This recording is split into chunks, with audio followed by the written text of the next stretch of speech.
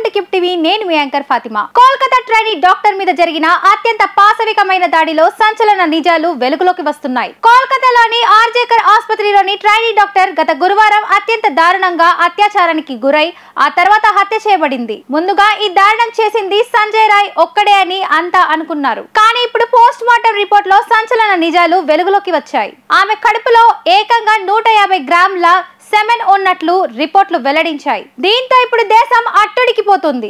ఎందుకంటే ఒక వ్యక్తి నుంచి ఇంత పెద్ద మొత్తంలో వీర్యం అనేది అసాధ్యం. కాబట్టి ఆ ట్రైనీ డాక్టర్ మీద ఖచ్చితంగా గ్యాంగ్ రేప్ జరిగిందనే అనుమానాలు ప్రకంపనలు రేపుతున్నాయి. ఆమె మెడ ఎముక విరిగిపోవడం, నోరు కండ్ల నుంచి రక్తం కారడంతో పాటు ప్రైవేట్ పార్ట్ల మీద తీవ్ర గాయాలు ఉండడంతో ఖచ్చితంగా గ్యాంగ్ రేప్ జరిగిందనే అనుమానాలు తెర మీదకు వస్తున్నాయి. సంజయ్ రాయ్ తో పాటు మరింత మంది ఈ దారుణంలో పాల్గొన్నారని పోస్ట్ మార్టం రిపోర్ట్లు చెప్పడంతో బాధితురాలి తల్లిదండ్రులు హైకోర్టులో పిటిషన్ వేశారు. ఈ విషయం బయటకు రావడంతో దేశవ్యాప్తంగా ఆగ్రహ జ్వాలలు పెరిగిపోతున్నాయి. ఇది నిర్భయ 2 అంటూ సోషల్ మీడియాలో పోస్టులు పెడుతున్నారు.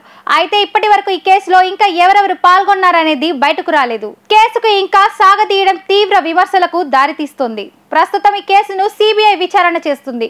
ఇంత పెద్ద కేసులో దోషులు ఎవరనేది ఇంకా బయట పెట్టకపోవడం ప్రజల ఆగ్రహానికి దారితీస్తుంది. దాంతో పాటు పశ్చిమ బెంగాల్ ముఖ్యమంత్రి మమతా బెనర్జీ కేసును త్వరగా ఛేదించేలా ప్రయత్నించకపోగా నిందితులను ఉరితీయాలంటూ ఆమెనే ర్యాలీ తీయడం తీవ్ర విమర్శలకు దారితీస్తుంది.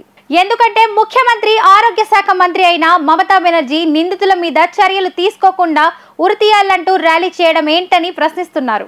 అయితే ఈ కేసులో ఇంకా దోషులను ఎందుకు బయట పెట్టట్లేదనేది కూడా చాలా పెద్ద మిస్టరీగా మారిపోయింది. ఇంకెంతమంది బయటకొస్తారనేది తెలియట్లేదు. ట్రైనీ డాక్టర్ కు న్యాయం జరగాలని, ఇలాంటి దాడులు మరోసారి జరగొద్దని మనం కూడా కోరుకుందాం.